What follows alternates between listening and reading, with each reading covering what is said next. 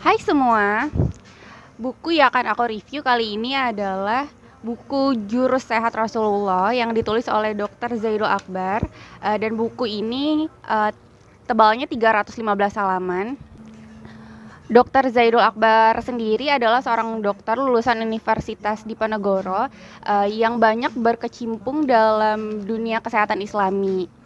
Dan kalau aku nggak salah nih, aku pernah nonton kajiannya, seminarnya di YouTube. Beliau juga tergabung dalam organisasi Bekam di Indonesia. Sesuai dengan judul bukunya, Jurus Sehat Rasulullah, buku ini dihadirkan sebagai bentuk ikhtiar untuk mengenalkan pola-pola sehat ala Rasulullah kepada masyarakat.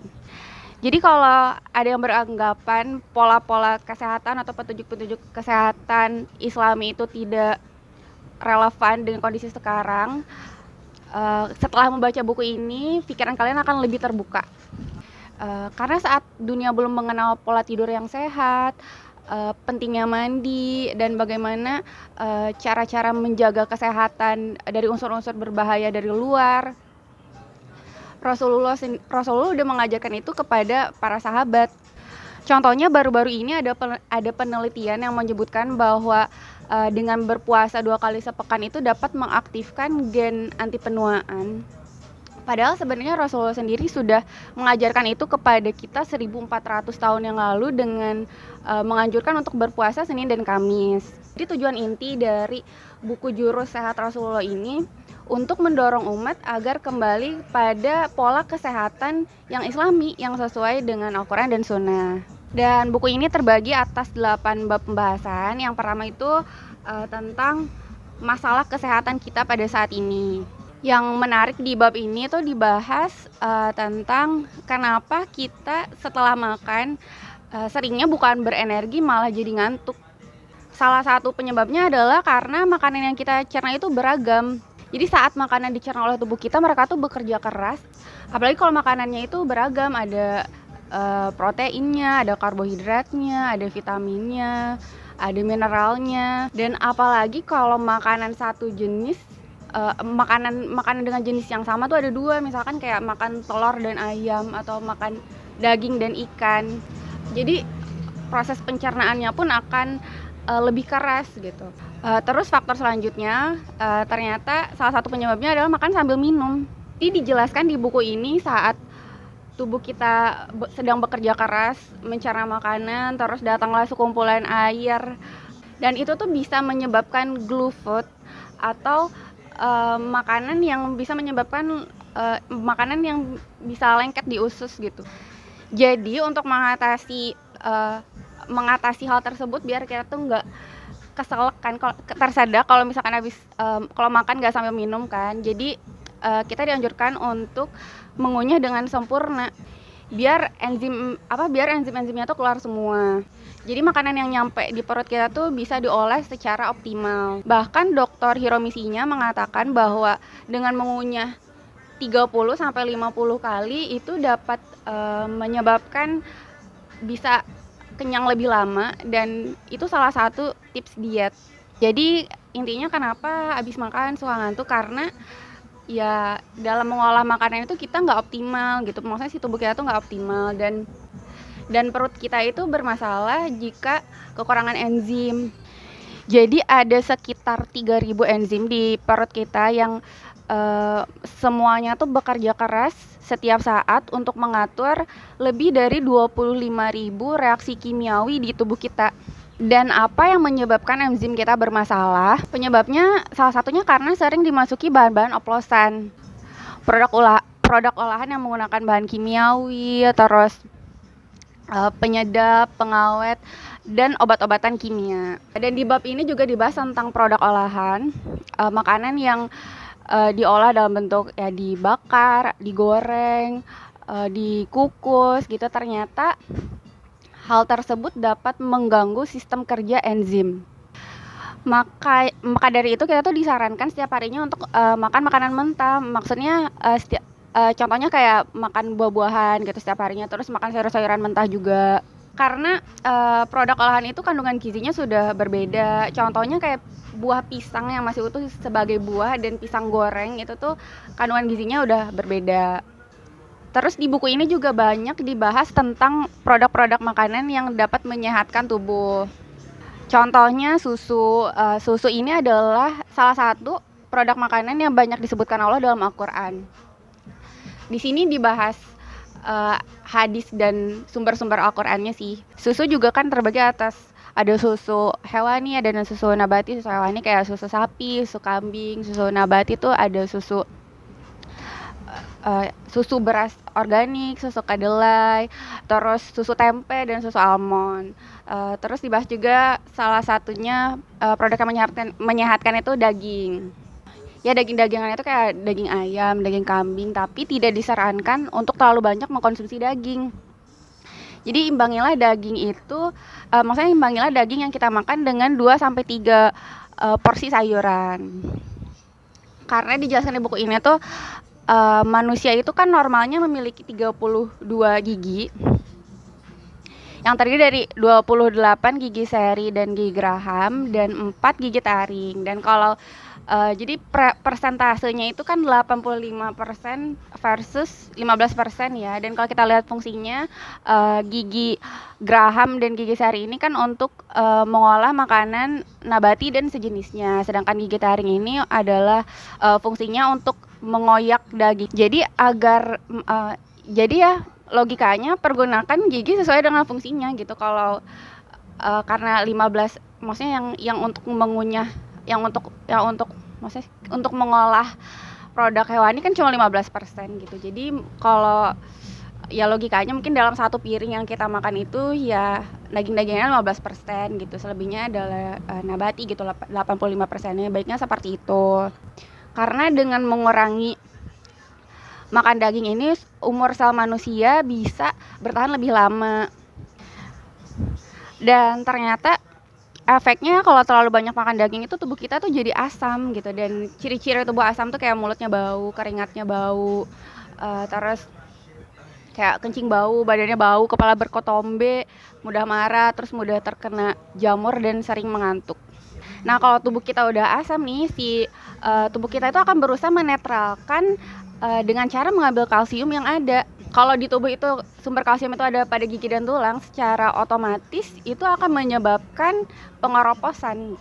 Dan terlalu banyak mengkonsumsi daging juga dapat menyebabkan organ-organ tubuh seperti liver, terus jantung, otak itu jadi haus dan muncul berbagai penyakit degeneratif. Jadi asam itu ketika pH kita di bawah 7, karena normalnya pH tubuh manusia itu sekitar 7,4 ya kalau yang ada di buku ini. Terus sementara basa adalah kondisi pH tubuh di atas 7. Jadi cara menyeimbangkan pH tubuh ini adalah dengan caranya itu salah satunya dengan banyak mengkonsumsi air yang baik, air alkali, terus air zam-zam.